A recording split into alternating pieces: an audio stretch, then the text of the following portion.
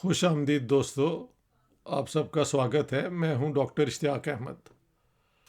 आज मैं आपको अपील के तौर पे ये मैंने एक वीडियो बनाया है, और ये है कि मैंने कल रात world food organisation, European union, UNICEF और इन बाकी जो एजेंसीज हैं जो दुनिया के अंदर जब कोई मुसीबत आ जाए, फूड क्राइसिस हो, बीमारी कहीं फैल जाए, यानी कोई इमरजेंसी सिचुएशन हो, तो वो फिर सारी एक्टिव हो जाती हैं। और वर्ल्ड फूड ऑर्गेनाइजेशन का तो काम ही ये है कि दुनिया के अंदर वो देखे कि कहाँ ये कहत जो है, फेमिन, ड्राउट। ड्राउट और फेमिन में फ़र्क ये है कि drought is when there are no rains and famine is then the hunger which follows. तो ये दो लफ्ज़ मुख्तलिफ हैं। ये हों या यानी जैसे कि अब अफ़गानिस्तान के अंदर हुआ है कि क्योंकि वहाँ पे जो पहले एडमिनिस्ट्रेशन थी वो वहाँ से चली गई, उनको फंडिंग भी आती थी, उनके सप्लाई रूट्स भी थे, वो खाना भी सप्लाई होता था, दवाइयाँ भी होती थी, सोसाइटी के काम अपने आप चल रहे थे। लेकिन once the Taliban took over, so during the Taliban period now, the banks are closed, businesses are more or less closed, people have no money, but more importantly, people have no food. The World Health Organization warned that by the end of this week, 18 million people will face acute food shortage. मैंने Swedish journalist गए हुए थे वहाँ पे अफ़गानिस्तान में, उनका एक programme देखा है जहाँ पे एक फैमिली को वो मिले जिनके 3-4 बच्चे थे। वो कहते हैं इतनी भूख है कि ये छोटे बच्चे को हम चाहते हैं कि बेच दें। अब बच्चा बेच देना, ये who will ever do it except people who are whose basic ability to remain human has been taken away from them. देखें, ये मौका तालिबान के ख़िलाफ़ नफ़रत और इन चीज़ों का नहीं है। यहाँ पे हमको सबको मिलके इंसानियत का जो बड़ा कॉज है ना, उसके लिए काम करना चाहिए। तालिबान इन पावर इन काबुल, श्योर, उनके होते हुए कई एक्सट्रीम एक्शंस भी हुए हैं, लेकिन जो पहली उनकी रजीम थी 1996 से लेके 2001 वाले, जो मैसिव स्केल पे वो जुल्म कर रहे थे, वो आजकल नहीं हो रहा। लेकिन अपने अपोनेंट्स को पकड़ के मार देना, ये कर देना, औरतों के स्कूल बंद कर देने, बच्चों को, लड़कियों को उनके स्कूल बंद कर देने, ये सब उनकी हरकतें हो रही हैं। And we are watching that with a great deal of concern. The whole world is watching it.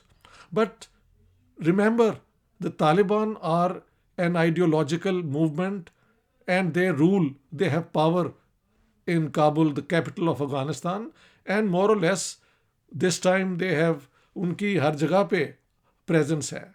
उनके साथ ताजिक भी हैं, उज़्बेक भी हैं, उनके साथ बाकी भी हेरात के जो पर्शियन स्पीकिंग पठान हैं वो भी साथ है। ये सारा, they seem to have a lot of people with them, but all of them are ideological fanatics. उनके पास एक मॉडर्न स्टेट को रन करने का जो होता है पैराफर्नीलिया, जो होती है वो क्या कहते हैं, कॉम्पिटेंस, एबिलिटी, कैपेबिलिटी बिल्कुल नहीं है। ये अपना टेररिज्म के ज़रिए और इसके ज़रिए हुकूमत कैप्चर कर लेना एक बात है, लेकिन एक नॉर्मल सोसाइटी को रेगुलर तौर पे नॉर्मल रिदम पे चलाना एक और बात है, और वो तालिबान इस काबिल नहीं है। लिहाजा मैं समझता हूँ कि तालिबान की रजीम को with all our effort should be kept under, kept at bay, कि वो अपना जुल्म दोबारा उस लेवल का ना करें, और वो उनसे मनवाया जाए कि वो औरतों को और बच्चियों को कॉलेजेस, स्कूल्स में आने जाने देंगे। वहाँ पे अपोनेंट्स के साथ जो जुल्म होता है, मॉब लिंचिंग और ये, वो बिल्कुल नहीं होगा। That pressure is a different matter, that is dealing with the Taliban in power. But मेरी आज वीडियो बनाने की वजह है the Afghan people from the 1970s one after another, you can look at their history, which has meant so much suffering that it must be a case of its own kind. A singular example of a society breaking down, civil war, ethnic cleansing, north versus south, Pakhtun versus non Pakhtun, ये सारी history हो चुकी है. वहाँ पे red army आई और उसके ख़िलाफ़ फिर अमेरिका ने जिहाद करवाया सऊदी अरेबिया के ज़रिए, और पाकिस्तान तो पेश था है जी. सो कॉल्ड अफ़गान जिहाद में पैसा बहुत हमें मिला, और ISI के ज़रिए और पाकिस्तान मिलिट्री के ज़रिए ये सारा फील्ड में ये किया गया. चाइना ने इनकी बड़ी मदद की, $400 million at that time, training करवाते रहे. इजिप्ट का इसमें हिस्सा था क्योंकि Egypt was dependent on America. ये क्या यूनाइटेड अरब रिपब्लिक्स भी इन्वॉल्व थे. तो all this people played a part in the brutalization of Afghans. खैर फिर तालिबान आए, तालिबान को वहाँ से हटा दिया गया. सिविल वॉर बहुत उससे पहले हुई थी, but all that we know very well. इन सारी चीज़ों को जेहन में रख के पॉलिटिक्स नहीं खेलनी चाहिए कि पाकिस्तान को इसमें क्या फ़ायदा होगा, इंडिया को क्या होगा, चाइना को इसमें क्या फ़ायदा है, अमेरिका को क्या फ़ायदा है, रशिया को क्या फ़ायदा है, ईरान को क्या फ़ायदा है. वो सारे फ़ायदे भी मुझे समझ आती है, स्टेट्स अपने अपने इंटरेस्ट देखते हैं.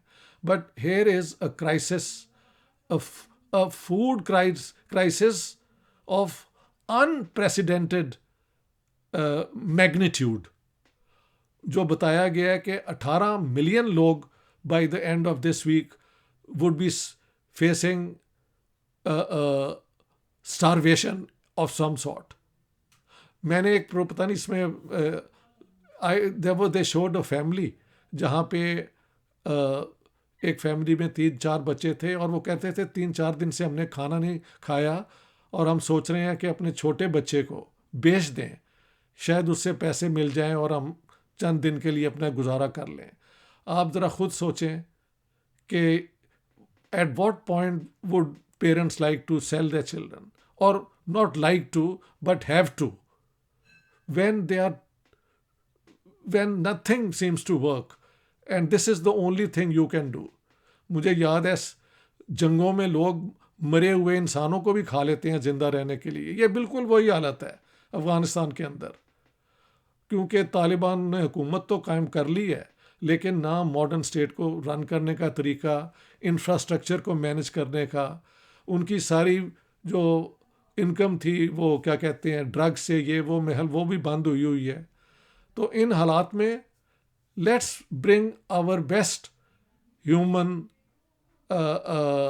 concern and help the people of Afghanistan overcome this impending tragedy which would have no comparison in modern times.